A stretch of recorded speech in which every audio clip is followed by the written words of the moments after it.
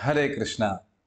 So we have a very interesting shloka in front of us. Many times we hear from devotees that you chant Hare Krishna mantra and hear Srimad Bhagavatam. So what is the effect of hearing Srimad Bhagavatam? So this is the shloka from Srimad Bhagavatam, Canto 2nd, chapter number 8, text number 5. प्रविष्टः कर्णरन्ध्रेणा स्वानां भावसरोरुहम् धुनोति शमलं कृष्णः सलिलस्य यथा Sharath. So pravishtah karna randhrena. Karna means the ears and randhrena means the holes and pravishta means to enter. So entering in the form of the sound vibration of Hare Krishna mantra or Krishna Katha, that means Srimad Bhagavatam or the message of Srimad Bhagavatam or Bhagavad Gita. Just like now I'm speaking from Bhagavatam, so you're hearing. So this sound vibration is entering through your ears, but it doesn't remain simply entering or is situated in the ears. It goes deep into the heart. Pravishta karan rendhrena, entering through the ears or the holes of the ears. Swanam bhava saroruham. Swana means those who are Krishna's own. That means he's Krishna's devotees. And bhav means the eternal relationship which a living entity has, a particular relationship of servant, of friend, of parent, or of a lover towards Krishna. So bhava saroruham means the lotus. So Lord Krishna enters in the form of sound vibration and sits on the lotus of one's relationship, eternal relationship with him. This is called bhava saroruham. You see a beautiful picture of Krishna is here, where Krishna is sitting on a lotus. So this lotus represents our a sense of relationship with Krishna, a loving relationship with Krishna. So Krishna arouses, he sits on the lotus and makes the lotus, how to say that, makes the lotus into bloom very nicely.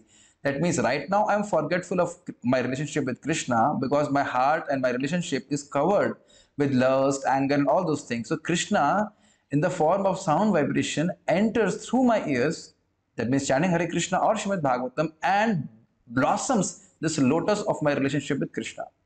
So you might understand when you say blossom, it means slowly it begins to manifest. That means we realize more and more how we are an eternal servant of Krishna. And how he does?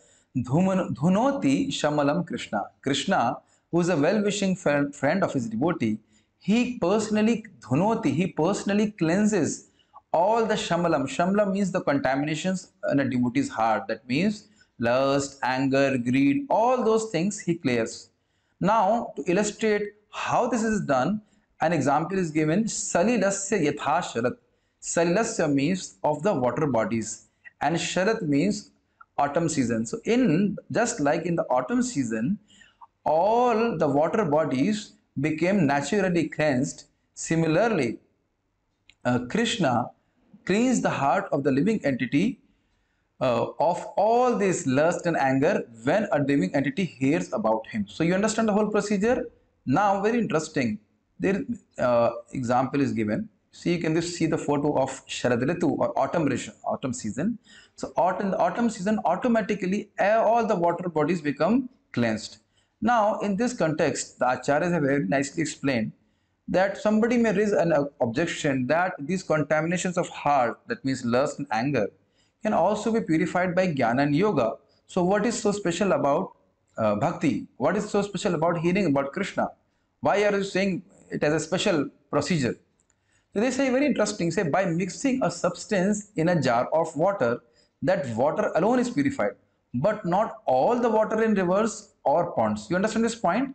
If you have a pot of water and you add something, then sometimes by addition of that thing, the mud will settle down. But we must remember that the dirt has not been destroyed. A little bit agitation happens and the dirt will again come up. The contamination also remains in the jar and is not completely destroyed. That means by the procedure of jnana or by the procedure of other procedures and Ashtanga Yoga, of the lust and anger and other contaminations are not fully destroyed. And also, not all the water bodies get destroyed. Similarly, Jnana and Yoga may purify some people but not all. And even that those persons whom they are getting purified by these processes, they are also not completely purified. So they purified the heart to some degree, but not fully. And this has been quoted again by Srimad Bhagavatam 1.6.35. Yamadibhir yoga pathai kamalobha hato muhu mukunda sevaya yadvat tathatmadhana shamyati. The Atma, which is constantly afflicted by lust and greed, will not be satisfied by Ashtanga Yoga and other paths as much as by direct service to Mukunda, which means, and specifically serving in terms of hearing Krishna Katha, that means topics of Krishna, and chanting Hare Krishna. So, that means you understand the point? The point is Gyan and Yoga cannot purify the soul to that extent as much as hearing the holy name of Krishna or hearing Krishna Katha. So that's why we mentioned that when we chant Hare Krishna, we should also hear Hare Krishna, try to hear. And in that way, apart from the fact that when you chant Hare Krishna, you get purified, you get immensely purified by hearing the Hare Krishna mantra. And that's not difficult to understand also. So you can see that when we hear a sound vibration in this world, somebody just tells us, you are stupid. Even though we are not be stupid, but just when we hear the sound vibration, it goes deep into our heart and we feel some sentiments. So if that is the potency of material vibration, how much more it actually applies to spiritual sound vibration. So you understand my point? If somebody tells me stupid, although I may not be stupid, I feel some anger or something like that, irresistibly. Similarly, if we chant Hare Krishna and hear Hare Krishna, why not the sentiments which are real sentiments for Krishna be aroused? So it is our earnest request that anybody who chants Hare Krishna mantra also try to hear the Hare Krishna mantra as much as possible so that he can realize his relationship with Krishna. This is the best process of self-realization, and also in that process, it is very easy also. Simply by chanting Hare Krishna, we get purified, but when we hear also, we get immensely more purified, like that. So I hope you understood why should we chant Hare Krishna and also hear Krishna. Hear Hare Krishna as per Srimad Bhagavatam. Hare Krishna.